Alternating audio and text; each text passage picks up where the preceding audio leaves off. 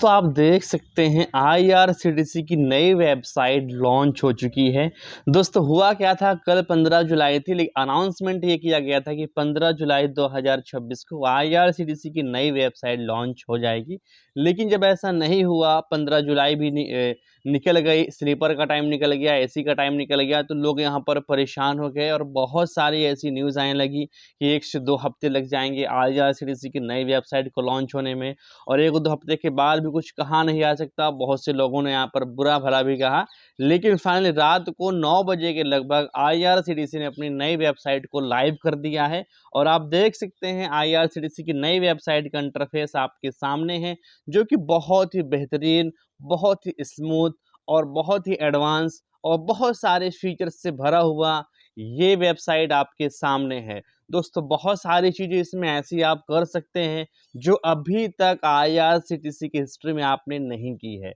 अब दोस्तों मैं आपको बताऊंगा कि इस वेबसाइट को आप कैसे विजिट करेंगे, कैसे ओपन करेंगे, कैसे लॉगिन करेंगे और आईआरसीटीसी के अंदर अपना फास्ट और स्मूथ तरीके से तत्काल टिकट कैसे बुक करेंगे। क्योंकि हमारी सबसे बड़ी प्रॉब्लम यही थी कि आईआरसीटीसी के अंदर तत्काल टिकट को बुक करना। नॉर्मल टिकट, जनरल टिकट तो हम वेबसाइट की पुराने वर्जन से भी यहाँ पर बुक कर रहे थे, लेकिन बात ओपनिंग की और तत्काल की आती थी तो वहाँ पर वो वाली वेबसाइट यहाँ पर प्रॉपर काम नहीं करती थी। लेकिन आप देख सकते हैं स्क्रीन के अंदर अब आईआरसीटीसी की नई वेबसाइट आपको देखने को मिलेगी। तो मैं आपको बताऊं तो ये देखकर बहुत ही खुशी हो रही है कि वेबसाइट लॉन्च हो गई है। अब दोस्तों इस वेबसाइट को आपको कैसे यूज़ करना है, तत्काल की टिकट कैसे बुक करनी है, कौन-कौन से बड़े बदलाव हुए हैं। इस वेबसाइट के अंदर काफ़ी बड़े बदलाव हुए हैं। अगर आपने डायरेक्टली सोचा कि नहीं, नई वेबसाइट है, मैं तत्काल टिकट को डायरेक्टली जाकर बुक कर लूँगा बगैर सीखे या बगैर ट्राई किए, तो आप नहीं बुक कर पाएँगे। आप इसकी अवेलेबिलिटी नहीं खोल पाएँगे। ये थोड़ा-सा ऐसी टाइपिकल बना दी गई है, पहले से बहुत ज़्यादा डिफरेंट कर दिया गया है। तो आपको सबसे पहले क्रोम के अंदर आना है, क्रोम टाइप करना है, आपको आईआरसीटीसी ही टाइप करना है, आपको कोई नया यूआरएल या नया लिंक नहीं टाइप करना। आपको आईआरसीटीसी टाइप करेंगे तो irctc.co.in की वेबसाइट पर ही जाना है आपको। लेकिन इसके टॉप में आप देखेंगे कि एक अलग से एरो दिख रहा है, explore the beta version of our new website and give your valuable suggestion. अब इसको यहाँ पर एक्सप्लोर पर क्लिक करेंगे, एक्सप्लोर नाउ पर, तो आपके सामने आईआरसीटीसी की नई वेबसाइट यहाँ पर सामने होगी। अब दोस्तों इस वेबसाइट के अंदर जो चीज़ें बदली हैं और जो चीज़ें आपको तत्काल टिकट बुक करने से पहले करनी है, वो सारी चीज़ें एक्सप्लेन करूँगा। वीडियो को ध्यान से देखना, 4 बड़े यहाँ पर बदलाव हुए हैं, जो कि आपको तत्काल टिकट बुक करने से पहले चेक करने हैं और तत्काल बुकिंग के टाइम पर अप्लाई करने हैं।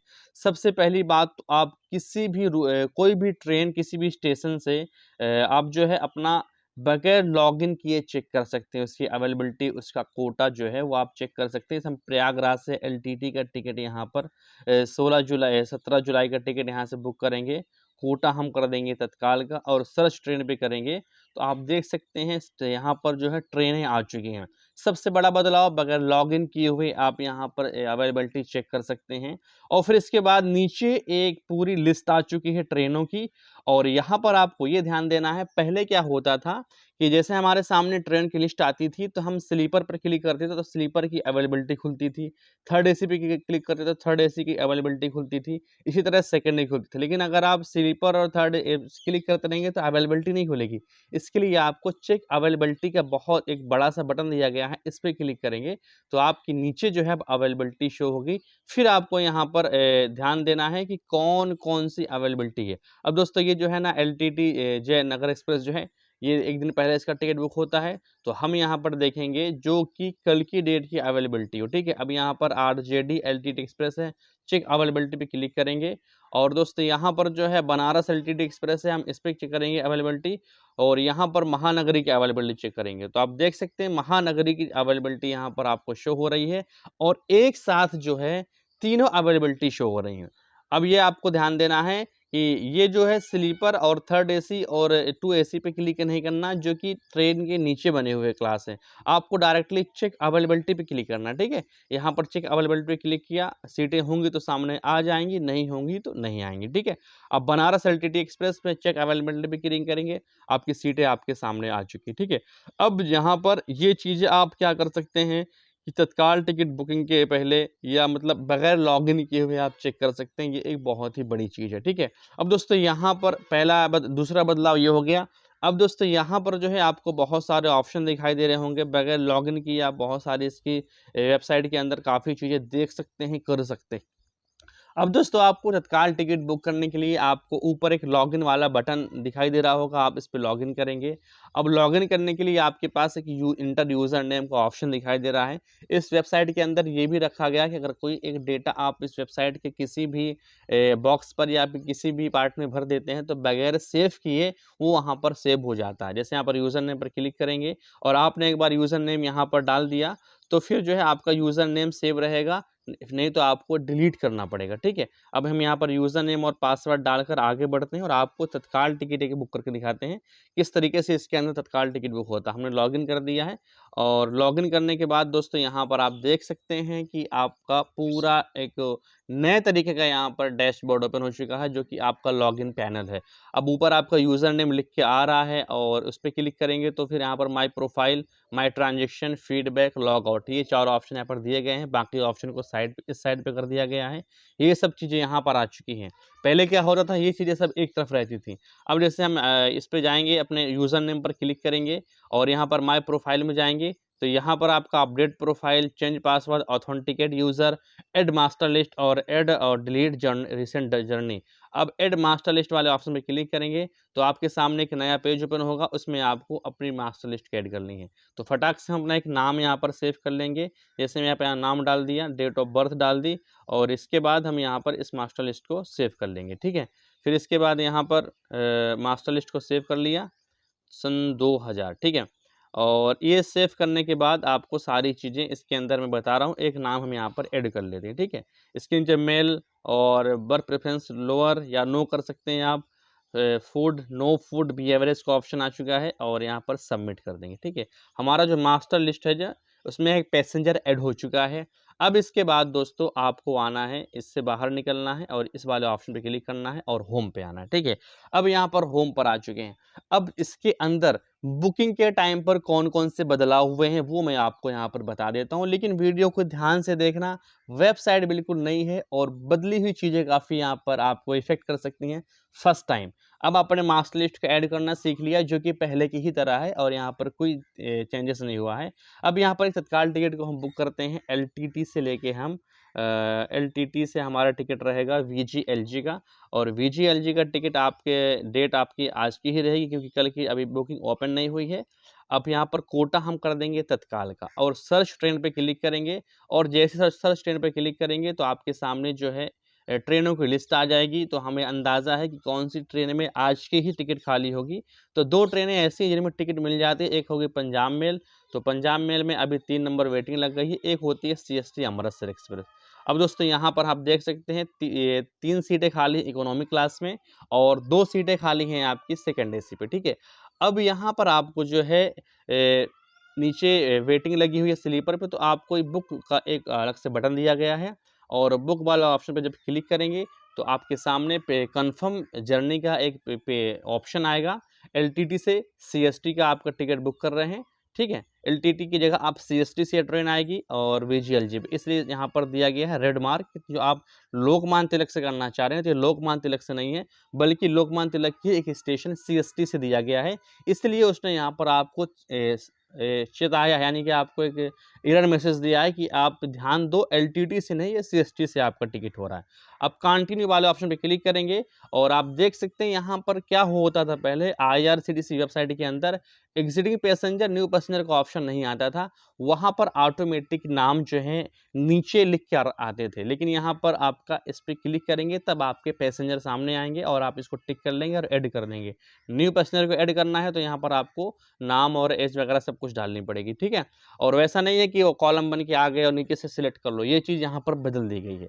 फिर इसके नीचे आप आएंगे बुक ओनली कन्फर्म बर्थ वाले ऑप्शन पे क्लिक करेंगे, फिर इसके बाद आप कंसीडर ऑटो अपग्रेड वाले पे क्लिक करेंगे और यहाँ पर आपको पेमेंट ऑप्शन दिया गया है पे थ्रू क्रेडिट कार्ड और भीम यूपीआई। लेकिन यहाँ पर एक चीज़ और बढ़ा दी गई है कैलकुलेटर फेयर, जो कि वो आम तौर से लोग यहाँ पर नहीं करते हैं, लेकिन इसका एक यहाँ पर ऐसा जब क्लिक करेंगे कैलकुलेटर फेयर पे, तो आपके सामने एक नया पेज ओपन होगा जिसमें से आपका पूरा कैलकुलेटर फेयर यहाँ पर आपको दिखाई देगा।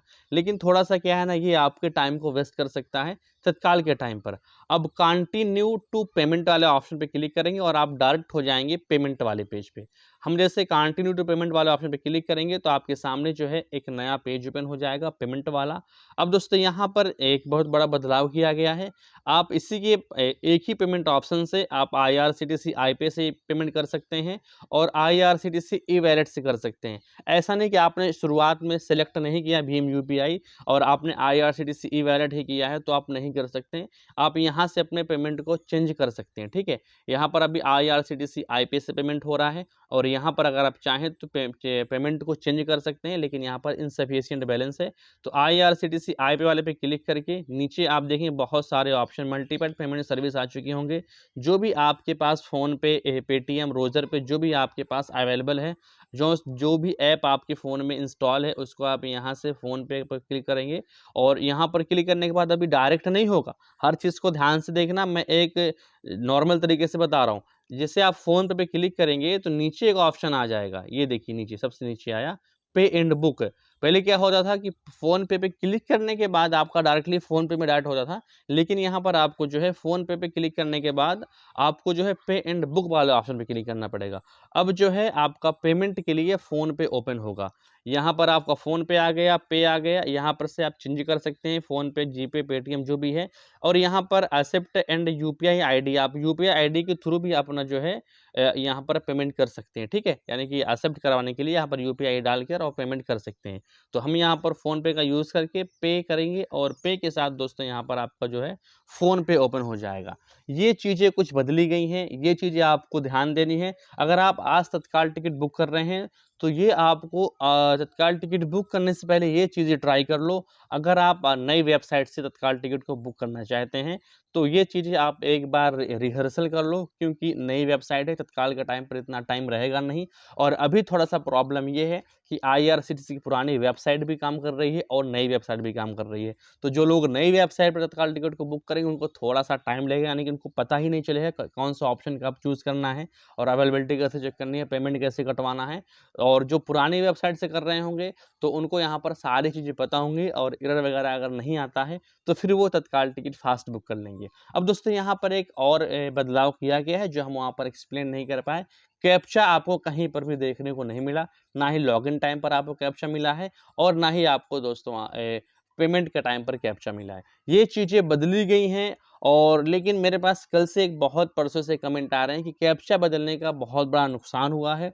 तो और वो भी लोग कमेंट भी कर रहे हैं कैप्चा हटा दिया गया है, तो कैप्चा हटाने की वजह से इल्लीगल तरीके से जो सॉफ्टवेयर वाले हैं वो तत्काल टिकट को बुक कर लेंगे बहुत तेज़ी के साथ। वो कैप्चा उनको नहीं फिल करना पड़ेगा, पेमेंट बाईपास करके अपना जो टिकट है वो बुक कर लेंगे।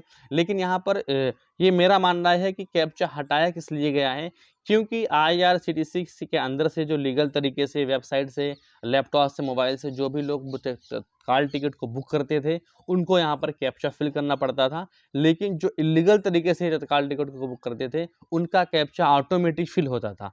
तो उनके लिए तो सेम प्रोसेस है, लेकिन हमारी प्रोसेस थोड़ा-सा बढ़ जाएगी, हमें कैप्चा फिल नहीं करना पड़ेगा, गलत होने का हमें टेंशन नहीं रहेगा, तो प्रोसेस हमारी यहाँ पर बढ़ेगी।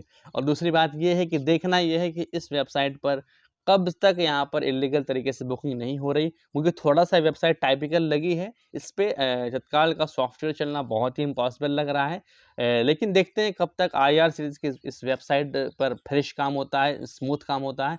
और आज जो है इस वेबसाइट की फर्स्ट तत्काल टिकट बुकिंग होने वाली है 10 बजे, 11 बजे। तो जो लोग भी 10 बजे या 11 बजे तत्काल टिकट को बुक करें अपनी इस नई वेबसाइट से, तो अपना एक्सपीरियंस और अपना रिज़ल्ट कमेंट में ज़रूर शेयर करें। इससे मालूम पड़ता है जो लोग तत्काल टिकट को बुक कर रहे हैं अपना, तो उनको ये थोड़ा-सा डाउट क्लियर होता है कि यार हम पुरानी वेबसाइट से करें या फिर नई वेबसाइट से करें। दोस्तों मुझे उम्मीद है ये वीडियो आपको बहुत ही पसंद आया होगा, आपको प्रोसेस पूरी समझ में आ गई होगी और यहाँ पे कोई भी आपको आपको कहते हैं ना डाउट ना रहा हो नहीं होगा। अगर डाउट कुछ भी रह गया हो तो आप कमेंट करना, फिर कमेंट करने के बाद मैं आपका उसका रिप्लाई करूँगा, उसका सॉल्यूशन बताऊँगा। दोस्तों फिर मिलते हैं किसी नए टॉपिक में, नई वीडियो के साथ में, तब तक के लिए थैंक्स फॉर वॉचिंग।